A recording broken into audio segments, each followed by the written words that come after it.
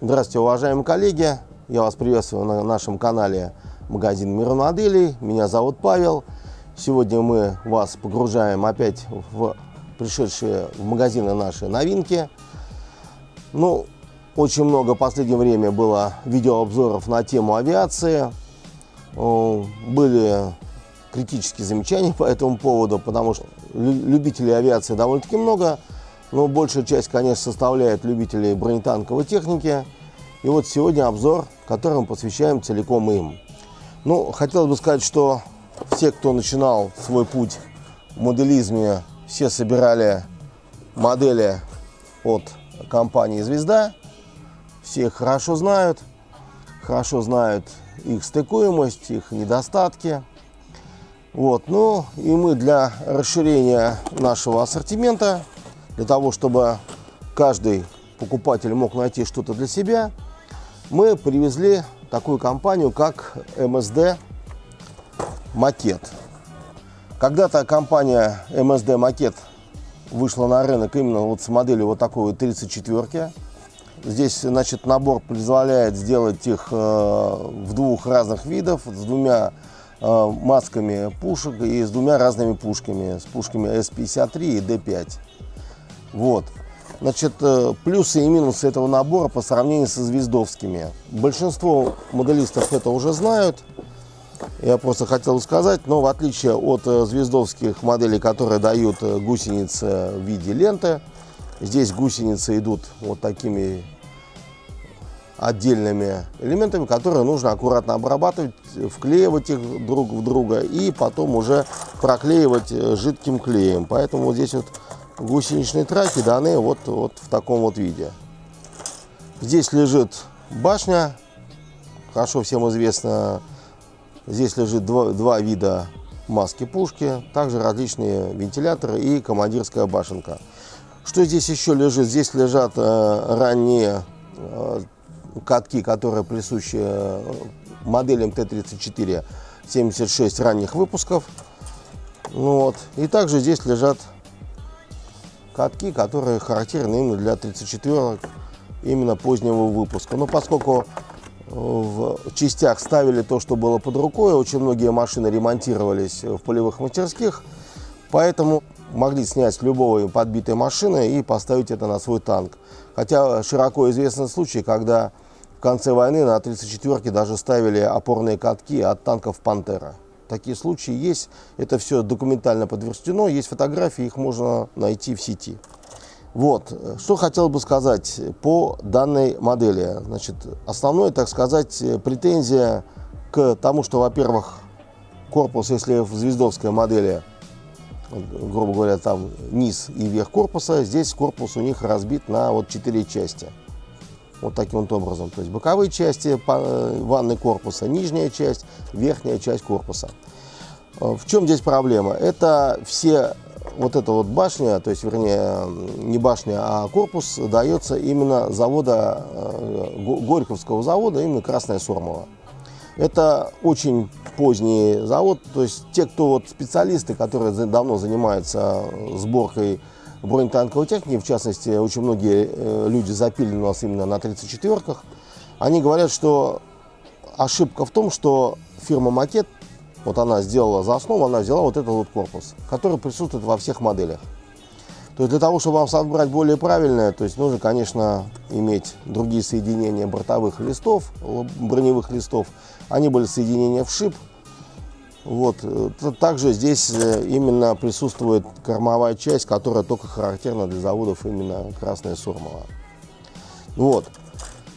Прошло какое-то время, когда данная компания вышла на рынок с этой моделью, я просто немножко освежил ее, так сказать, вам в вашем, так сказать, сознании. И прошло время, и они двинулись в путь. То есть грубо говоря, с этого они начинали. И потом компания Макет, а сейчас она называется МСД, стала выпускать целую серию танков различных выпусков, различных заводов, различных годов производства, но опять же с использованием своего корпуса, который они уже хорошо отработали. Это именно красносормовский, так сказать, корпус, именно основа 34-ки. Ну вот. Ну, характерно, самое интересное, что опять же вот они выпустили потом. Это 40-го года, та самая 34-ка, которую показали впервые высокому начальству бронетанковых сил, которая была обстреляна на полигоне. Вот, главный конструктор был, когда, значит, в течение какого-то периода, для того, чтобы доказать справедливость своих идей, именно такого технологического подхода к изготовлению танков, они сделали марш и к определенному времени были уже, так сказать, в Москве. Есть даже целиком этот фильм, посвященный этим событиям. И вот здесь Т-34, вот 40-го года выпуска. Значит, вот тоже, опять же, здесь мы видим, опять же, вот катки равных производственных серий. Здесь у нас, опять же, лежит также, вот, ну, любят они это дело, кладут катки поздних, которые здесь, в принципе, не нужны. Вот такая вот здесь очень довольно-таки замыленная старенькая башня. Вот, и здесь различные варианты идет. Вот таким вот видим, это скатка, это самый башенный люк.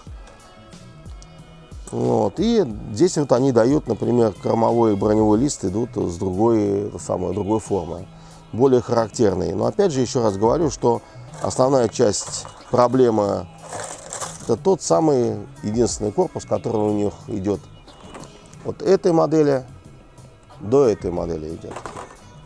Поэтому, конечно, для выбора прототипа, который вы хотите собрать, вам необходимо сверяться с чертежами, с фотографиями. Без доработок здесь, к сожалению, не обойтись. Вот, есть вот такая вот модель Т-34, модель 40-го года. Потом есть у нас Т-34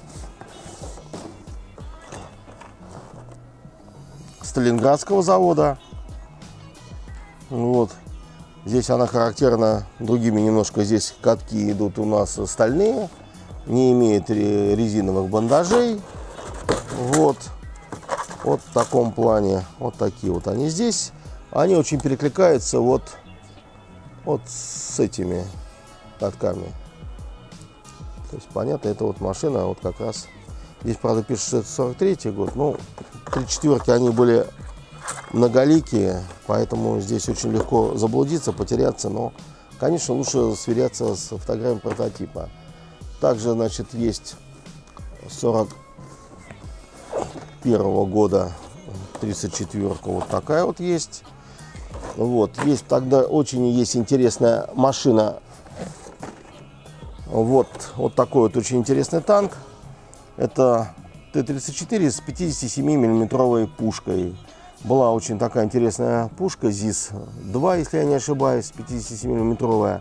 Она конкурировала в свое время с знаменитой грабинской пушкой ЗИС-3. Это 76-миллиметровая пушка, которая потом из-за более технологически она была проще в производстве, ее приняли.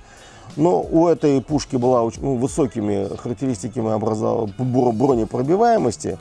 И поэтому было принято создать вот такая вот была группа, небольшая часть танков именно была с 57-миллиметровым орудием.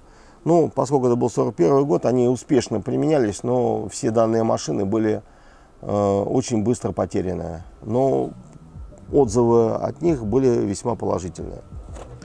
Вот у нас самая из известных красносормовских машин, это вот у нас идет вот такая вот машина. Она характерна дополнительными, немножко другой башней, дополнительными баками, которые находятся здесь. Ну и впервые здесь наварили большое количество ручек, потому что уже где-то в районе 42 года Красная Армия уже приступила не только к оборонительным, но и к наступательным операциям. И стала необходимость возить танковый десант на броне гусеничных машин. Поэтому наварили очень много различных ручек. Там сидели пехотинцы, которые в определенный момент спешивались и поддерживали атаку танков тем, что зачищали, допустим, траншеи от немецкой пехоты, которая в этот момент оборонялась. Ну, значит, у нас есть вот такая вот интересная тоже модификация с штампованной башней. Очень тоже интересная машина. Машина очень интересно футуристически выглядит. Поэтому это вот делает только, к сожалению, макет. И я знаю, что такую же вот модель делает еще фирма Dragon. Но если вы будете искать Dragon, то вы заплатите гораздо большие деньги за эту модель. Потом, значит, идет 43-го года летая башня Т-34, известная уже с командирской башенкой. Здесь абсолютно правильно они положили различные виды, здесь различные виды опорных катков, потому что в этот момент была полная мешанина, что-то ставили на заводах вперемешку с обрезиненными катками, были стальные. Ну и также экипажи, для того, чтобы им было не так сильно передавалась всякая вот эта тряска внутрь машины, конечно, они старались у ближайшего танка, где-нибудь у подбитого, отрывали, ну, снимали, естественно, демонтировали обрезиненные катки, эти ставили на свои машины. Вот. Ну и хотелось бы еще обратить внимание на то, что редко кто выпускает, это вот такие вот две немецкие конверсии, потому что ни для кого не секрет, что танки захватывались, вот, и они служили в армиях других стран по принуждению. И вот здесь вот две машины, одна на базе вот 112-го завода, вторая на базе танка 43-го года. Здесь есть так называемые немецкие конверсии, это необходимые дополнительные лючки, командирская башенка немецкого типа, также дополнительные баки, световые приборы освещения, характерные с таким как бы грибком, именно которыми использовались именно немцы для того, чтобы улучшить свои танки. Эти части в основном использовались в частях СС. Вот. Был небольшой в Харькове, был небольшой цех, где вот переделывали эти танки. На них рисовали, как правило, очень большие кресты, для того, чтобы избежать попадания под огонь своих же бронебойщиков или артиллеристов. Машины эти были, они служили до, грубо говоря, выхода из строя в основном, потому что запчастей было немного, но тем не менее и факт использования 34-ок немцами, он широко известен. Есть документальное подтверждение, есть фотографии. Фирма Макет, она вот здесь вот это вот отображает. Вот. Ну и в конце, уже ко всему прочему, хотелось бы сказать одно, что то, что я сегодня рассказываю, это, конечно, не для моделистов, которые уже занимаются уже годами созданием моделей, которые они ставят на свою полку. Наверное, наша сегодняшняя передача, она посвящена тем, кто собирает вот такие вот 34-ки звездовские, и кому хочется прыгнуть немножечко выше. То есть, вот, грубо говоря, вот он хочет получить низ, допустим, вот это самое, вот увидел какую-то фотографию, и у него вот чего-то нету. Вот, допустим, нужна немножко другая башня. Перепилить ее из данной башни и переделать ее будет очень сложно. И поэтому можно воспользоваться, скомпилировать два каких-нибудь вот таких вот набора, вот, как вариант. Ну и также мы рассмотрим такой вариант, как конверсия, для того, чтобы можно было приблизить ваш выбранный вами прототип к тому, что вы хотите сделать, допустим, фотографии. Для этого компания Макет выпускает большое количество дополнений, о чем я вам расскажу в одной из ближайших передач. Вот такая вот у нас сегодня передача, посвященная любителям бронетанковой техники. Я понимаю, что товарищи, которые занимаются авиацией, наверное, пропустят сегодняшнюю передачу, но мы должны обслужить по максимуму интересы всех заинтересованных сторон. Вот такая у нас пришла интересная фирма. Конечно, собираемость макетовских моделей оставляет желать лучшего. Они примерно находятся на уровне звезды.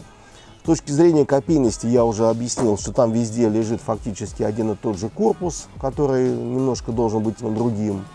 Но, тем не менее, те, кто хочет, собрал 34-ку, допустим, от компании «Звезда» и хочет сделать что-нибудь вот этакое интересное для себя, здесь открывается большое поле для фантазии, для различных доработок. И компанию Макет мы можем вам в высшей степени рекомендовать. Для этого мы их вот привезли сюда, в сеть наших магазинов. Я думаю, что эти данные наборы обязательно найдут своего покупателя. Будем с вами прощаться. Меня зовут Павел, это был Мир моделей. До новых встреч!